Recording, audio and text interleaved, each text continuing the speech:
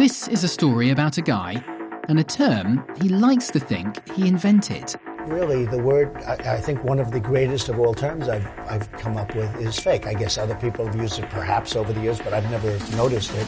It's only been around for a few years, but you're probably as sick of it as we are. Well, the thing is, fake news is actually really old. It's just that once it went by a very different name. Активные мероприятия. Because really, this story is about a virus. A virus created decades ago by a government to slowly and methodically destroy its enemies from the inside. But it's not a biological virus, it's more like a political one. And chances are, you've already been infected.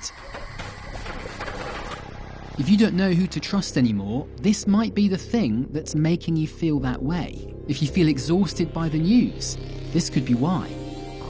And if you're sick of it all and you just want to stop caring, then we really need to talk. Ready?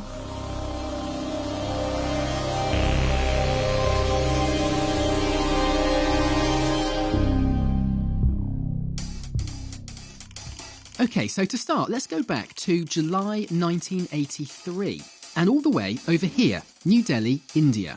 This is when a remarkable story appears in a newspaper called The Patriot. It claims the HIV virus was secretly created by US government scientists as a weapon to kill African Americans and gay people. It even names a facility, Fort Detrick in Maryland, where the virus was supposed to have been concocted. It's a crazy allegation printed in a small newspaper. No big deal, right? But fast forward just a couple of years and look what's happening. The story is spreading all over Africa. A scientific report's even published by two East German biologists who say they can prove AIDS is made in the USA. All these articles are from just a few months at the end of 1986. And then somehow, it ends up here. A Soviet military publication claims the virus that causes AIDS leaked from a U.S. Army laboratory conducting experiments in biological warfare. That's Dan Rather reading a fake news story to millions of unwitting Americans on national TV. But don't be too hard on Dan. This was one of the greatest cons ever carried out on a global scale. And we're going to show you how it was pulled off. But first, let me introduce you to a few authentic grifters. Stashed away on some old videotapes, we found interviews with a bunch of ex-spies. This guy, Ladislav Bittman, this guy, Stanislav Levchenko, and this guy, Yuri Bezmenov. They all worked for the KGB during the Cold War before defecting to the US, and it's thanks to them that we know so much about one of the KGB's most secretive departments. Only about 15% of time, money, and manpower is spent on espionage as such. The other 85% is a slow process which we call either ideological subversion or active measures, активные мероприятия in the language of the KGB. So active measures, it's a euphemism for, well, bullshit. But not just any bullshit, the most strategic, masterful, toxic bullshit you could possibly imagine. Made with one goal. To change the perception of reality of every American to such an extent that despite of the abundance of information, no one is able to come to sensible conclusions in the interests of defending themselves, their families, their community, and their country. Within the KGB is a department that specializes in planting false stories and forged documents. We know it was run from Department A, right at the top of the KGB, and it had a multi-million-dollar budget. At least 15,000 people who, in the Soviet Union and outside of the Soviet Union, are involved in that kind of actions on regular and daily basis. You heard that right, 15,000 people. That's more than the entire staff at the State Department after 9/11. Now these days, KGB defectors who are still breathing are a little hard to come by, but we tracked down one to a small town in Massachusetts. Well, my original name was Ladislav Bittman. These days, he goes by Larry Martin. He's 87 years old. It's a collage. He likes to paint. With Putin, and he was boasting about his riches. And of course, he has a girlfriend down in Florida. Hello, hello. I am still busy. But back in the day, he was a director at one of the most legendary active measures outposts, reporting to Moscow. And when it comes to bullshit, Larry's done it all. His first ever con was an operation to establish a whorehouse in Germany. That was to catch politicians in compromising situations. And once he even planted a treasure chest of Nazi papers at the bottom of a lake. Original Nazi documents. That was to stir up anti-German sentiments. Larry's expertise, though, was a special kind of bullshit, something called disinformation. Basically, it means deliberately distorted information that is secretly leaked into the communication process in order to deceive and manipulate. All right, just to avoid any confusion, let's pause here quickly to unpack all these different flavours of bullshit. At the top, you've got your active measures, right? These are basically any kind of covert operations against another country, short of starting a war. This includes forgeries and even kidnappings, but disinformation was the heart and soul of it for the KGB. You might be thinking that's just a fancy word for propaganda, but it's not. Propaganda tries to convince us to believe something. Disinformation is a highly organised attempt to deceive us into believing it. Today, everyone calls this fake news, but that's become such a loaded term, no thanks to this guy, that it's basically useless. Anyway, we'll get on to him later. All right, let's get back to it. Disinformation. It was such a big deal that every KGB agent was required to spend 25% of their time coming up with ideas for false stories. And in their year-end review, yes, KGB agents had year-end reviews too, every agent was evaluated on how many proposals for disinformation operations he submitted. You got to be fairly good at this when you were with Czech intelligence, didn't you? Unfortunately, I have to admit, yes. Just how good were these guys? Well, that rumour that the CIA shot JFK, the story about how the CIA tried to assassinate Pope John Paul II, and the one about rich Americans buying poor kids from Latin America to harvest their organs. But as the first cases of AIDS spread fear around the world, the KGB saw an opportunity for their biggest con yet. Alright, so let's go back to 1983 and we're going to show you what really happened here. So remember, this story started with an article in the Patriot newspaper?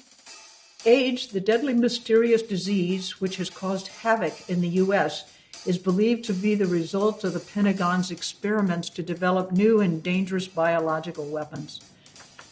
There's the crux of the crowd. It's time you met Kathleen Bailey and Todd Leventhal. They were part of a US government team that first pieced this story together back in the 80s. This is just the perfect example of a very effective disinformation campaign. Well, almost perfect. There are some obvious grammar mistakes here which tip off experts like Kathleen. Like in English, we'd say flu virus, not the virus flu. It's written by a non-native English speaker, and it probably was written by a Russian language speaker. They said, oh, the Indian newspaper, The Patriot, which we knew the KGB used this as an English language newspaper as a way to get stories out. This was a classic Soviet tactic.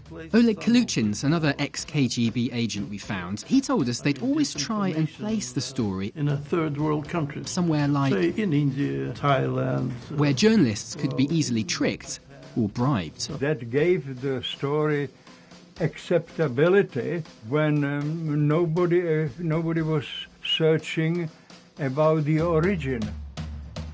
The KGB let the story go quiet for a couple of years after India, but with AIDS still making scary headlines in '85, they revived it, this time in a prominent Moscow newspaper. And the source for this story?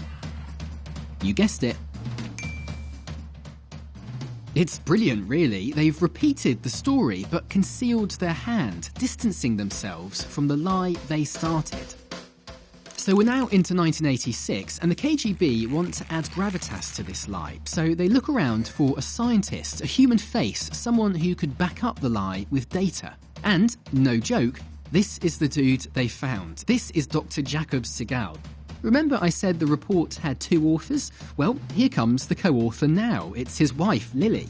Believe it or not, these two wrote that report that claimed to have evidence AIDS was created in a US government lab. This scientific gobbledygook. And, you read this stuff and who can understand it? But it purports to be proof.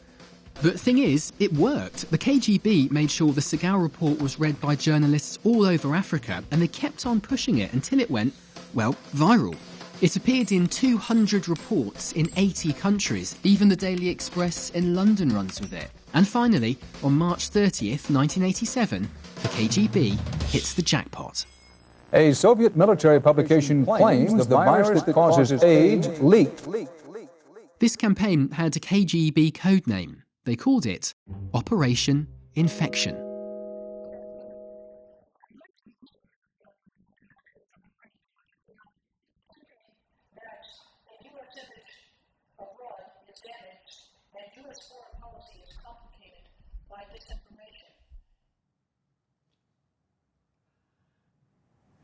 Well, that's half a lifetime ago. This was handed out at a demonstration. I was so angry that they accused the United States of creating the AIDS virus because I knew how effective that was going to be as a tool against us. And it angered me deeply. And it empowered me. It motivated me. It fired me up. I was pissed. Operation InfeKtion, one of the most audacious and successful fake news stories ever created. And for America, the impact was toxic. Foreign governments actually believed that the U.S. was creating this biological warfare agent.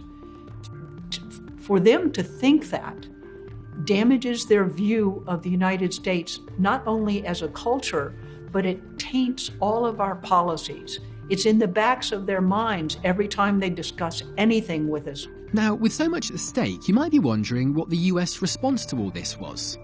Well, you're watching it.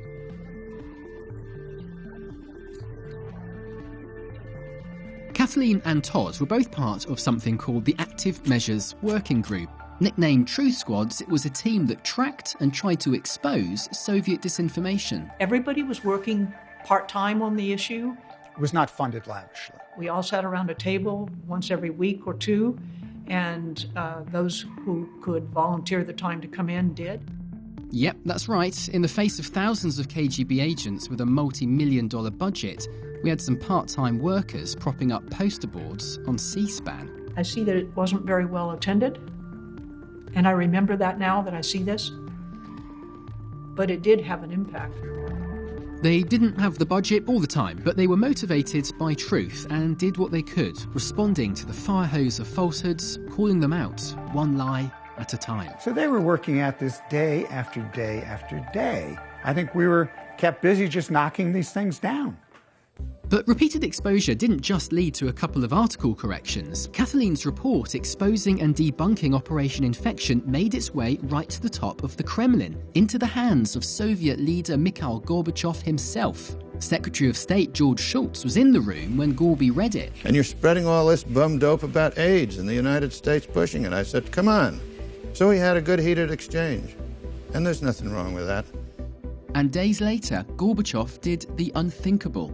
He bowed to pressure, apologized to President Ronald Reagan, and promised to stop spreading the fake AIDS story. When we in the Active Measures Working Group heard about Gorbachev having read the report, we said, that's cool. That is really cool. He couldn't deny what we put in the report, and he didn't deny it. Yet it was the military who prevented the hardline coup from succeeding.